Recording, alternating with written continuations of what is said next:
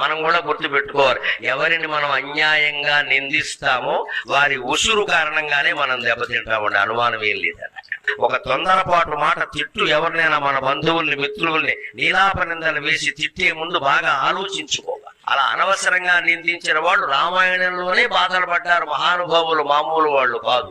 అగ్ని ప్రవేశం అప్పుడు సీతాదేవిని అనేక రకాల మాటలు అన్నాడు రామాయణంలో రాముడు. ఇప్పటికీ దాన్ని విమర్శిస్తారు చాలా మంది హేతువాదులు, వాళ్ళు పూర్తిగా చదవక విషయం తెలియక అన్నాడు, అనేక రకాల మాటలు అన్నాడు. భర్తగా నిన్ను కాపాడాను నేను, నీ ఇష్టం వచ్చిన చోటికి వెళ్ళొచ్చు అన్నాడు. అంతకంటే అవమానం ఉందా? ఆ మాట ఎందుకు రాముడి నోట వచ్చిందో తెలుసా? సీతాదేవి ఇంచుమించు అంత మాటలే లక్ష్మణుడు అందమ్మ. గమనించండి, రామాయణం చదవకుండా మాట్లాడారు.